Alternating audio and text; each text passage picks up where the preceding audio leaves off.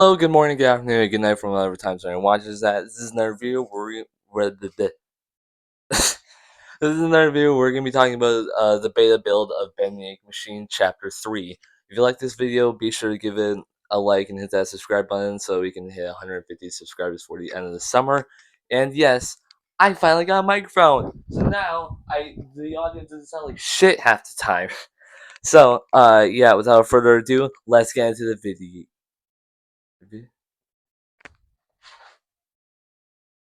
Oh no. Seem a little different this time. However, unnecessary. Yes, I'll hold back some of that. I'm SpongeBob. Hey, I know that I haven't given you guys a shelf yet, but could you just like keep it down? And SpongeBob, I don't even know why you're here. Well, I guess you do fit the 1930s aesthetic, but like trying to make a video, man. I know that I haven't got you guys a shelf yet, but keep it down, or else you can't stay here any longer.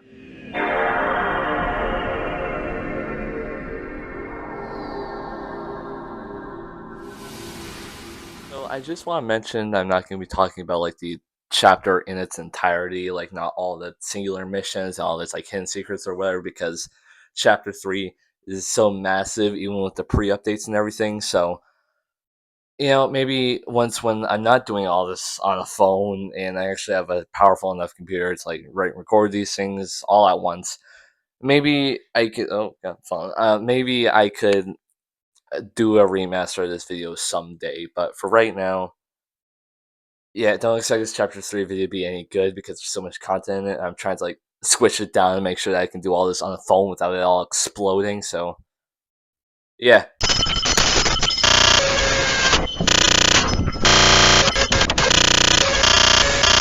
The chapter 3 released on September 28th, 2017 with like whole new team of developers helping out Mike immediately this time. Those names being Michael Frey for the 3D animation rigging, Time the Hobo for the Bendy animation scenes throughout level 14, Lauren Singer for the voice actress of Alice Angel and Allison Angel respectively, Code Hagdorn for the social media management, and David Eddings for the voice of Joey Drew's audio logging Demon Paths, and he's not the current voice of Joey Drew anymore. I definitely messed up all of those names, so I apologize very much for that. With all these new people added to the team, how did the game update or improve? Well, on release, it kind of didn't. People were immediately quick to point out how the pace of this chapter was wildly different compared to all the other ones because of how absolutely massive chapter 3 as a whole was.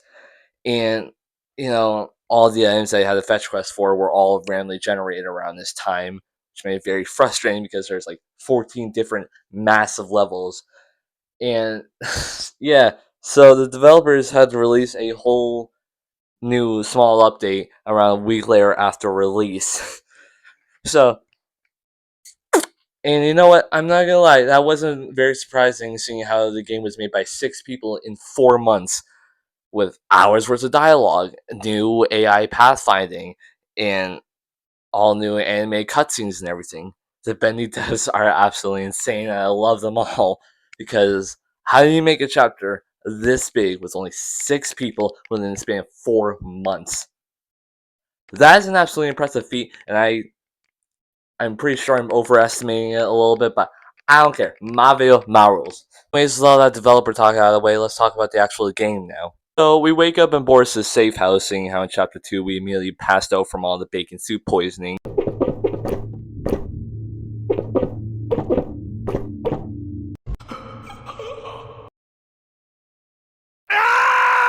Because we just passed out right in front of the poor wolf, and we have to make him some bacon soup so that he can give us the lever to the door so that we can press on and leave. Boris, I trusted you. Why would you make me cook you food in order to leave? Why would you hold me captive like this, Boris? I loved you. Wait, side thing, we're also gonna give him a bone before we leave, but don't worry, that'll be important later. Remember that. So we go through a dark hallway full of gears and heavy machinery, and the boogeyman just right up above us.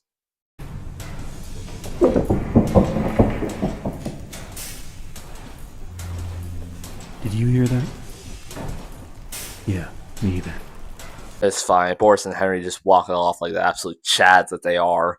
After Boris goes ahead and fixes the door for us, Henry sees an area that he doesn't remember during his time at the studio. What is that area? Heavenly Toys, a gigantic toy factory inside the studio. And you know what? I was gonna say this for chapter 2, and I'm gonna say part of this right here. But how in the ever loving how big is the studio, Joey? Because like we already got like the massive ink machine. Well, I mean it's not massive right now, but like we already got an ink machine. It probably costs like around $1 billion to make. I would assume, along with entire orchestra in chapter 2 right below that, and now all the way further down we just have a gigantic toy factory. How does any of this work? A few gears in the toy maker area, and we get to hear Jacksepticeye's audio log. Yeah, so another little small behind the scenes thing. They immediately wanted to get an Irish voice for the toy maker in the Heavenly Toys area for Chapter 3. After a bunch of auditions, they just decided to email Jacksepticeye, see if he would be up for the role. Lo and behold, he was. So, yeah, that's a nice little piece of developer commentary for you. I think that's what it's called out. Anyways, all that we learned from Jacksepticeye is that the toys aren't really selling as well. One of the main issues being the Alice Angel plushies, because apparently those are just selling like garbage, which is why there's probably like so many of them throughout Chapter 3. Anywho, we also go into a room themed after Alice Angel, and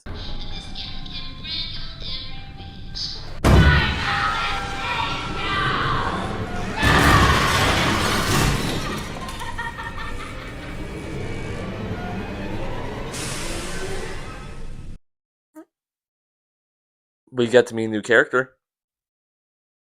But yeah, to scare me like that. Who during Alice's little jump scare, we get a little date invitation from her, and I immediately speed run over. Double reach to the world, what we can do. You are next to me and I'm next to you. Pushing on through until the battle's won. Halt! Before we get to meet the angel, we get met with a little fork in the road.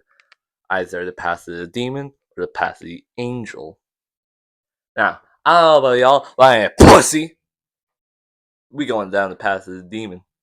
But it's not like it really matters anyways. I mean, in this version of the game, whether or not you beat the game by either going down the demon or the angel path, you get two different ending screens. One themed around Bendy, the other themed around Alice. Me personally, I think the Bendy one just looks a lot more cooler and gives them way more hype moments than Aura, but what do I know? So get Joey Drew's audio log, and I'm just gonna take the time to talk about Henry and Joey's audio log right now because I don't really know where else to talk about them. So here, this is the first time that we ever hear from Joey after receiving the letter, and he sounds absolutely batshit insane, talking about how with enough belief you could even cheat death itself. Oh my god, Joey, what were you doing? Later part of the game, we find Henry's audio log, and in this audio log, he sounds way more young and hopeful than he actually does throughout the entire game. That's because Henry is only 2 weeks in at starting this animation studio with Joey, and things are already kind of going bad. um, Henry talks about how Joey is already giving and taking whatever Henry gives, like his ideas, and just absolutely overworking Henry to the bone. Because Henry mentions how he hasn't seen Linda in days now, Linda being his wife. Kind of sort of wish that we got more mentions out of her outside this audio log. Well, that's just me. I don't know. I'm a sucker. I just want to see Henry get a happy ending in either The Cage or in Ink Factory because, like, the man deserves to see his wife, dude. Who we meet up with Boris again after he gives us a little jump scare, and we have to flip two switches at once to go open up this big old door. So Boris takes the closest one. We have to walk all the way and flip this one, which then oh god, which then in turn causes.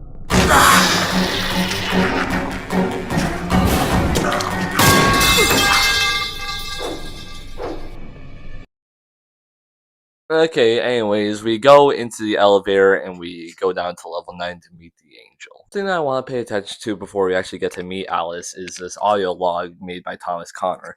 He mentions how the elevator is always breaking down or just trapping people inside or trapping them out.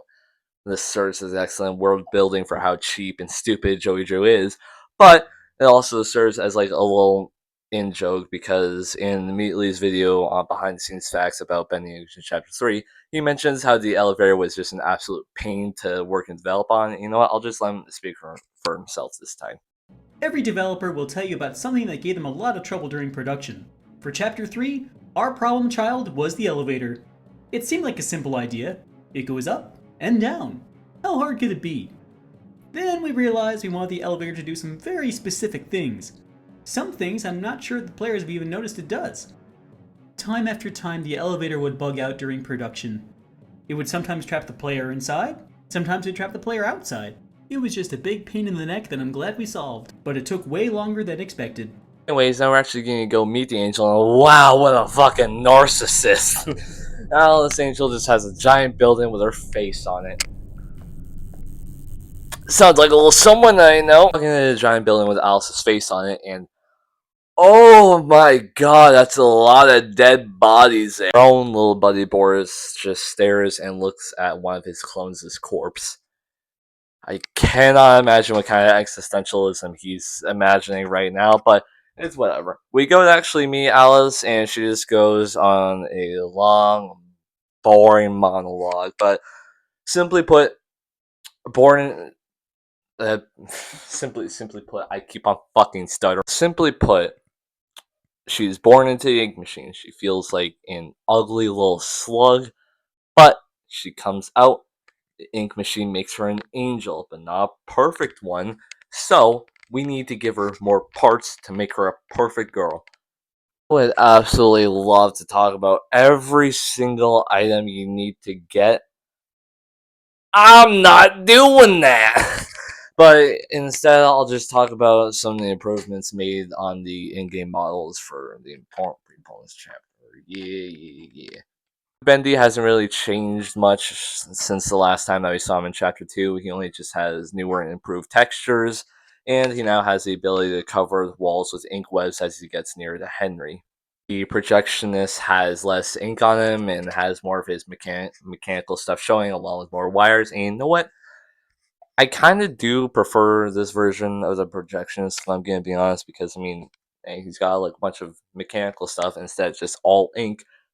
We get more mechanics in the older version, but it's whatever. It's a small thing. It's not gonna bug me till the end of time, although it might probably. Archers have also gotten newer and improved models, with instead of looking like these gross little sluglings, they now have a almost ghost face like face with more bigger arms that can actually. Ugh. Well, after all those boring fetch quests that I definitely did talk about, Alice gives us a little gift. A Tommy gun. As long as you got Boris's bones, switch the ink blob from the toy maker area to the ink machine, pick the path of the demon, and not die the entire chapter, you get access to the Tommy gun. And if you didn't, fuck you. This is Tommy gun for? I don't know, but now we're gonna go down to level 14 because it is somewhat an interesting fetch quest to talk about, I guess.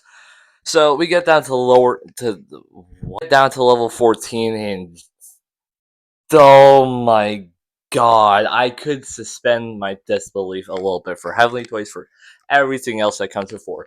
But what the hell does this level serve as a purpose to an animation studio? Is it used for ink overflow for the ink machine? Do you send them down there? What is this room's purpose?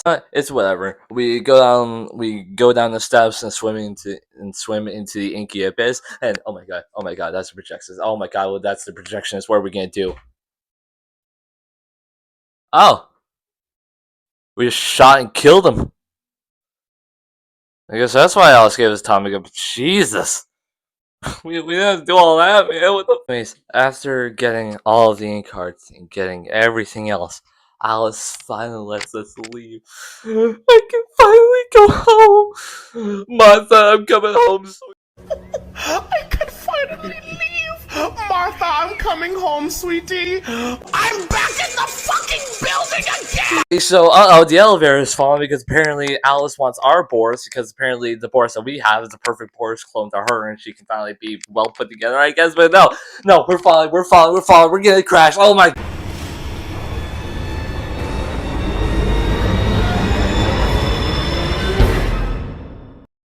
Okay, so after our little crash land, we land in level S. Where was level S on the control panel? Did Alice take it off before? How else was any of the Jointry Studio Blades supposed to come down here? Boris is trying to shake us awake, and Boris, behind you, Boris, no!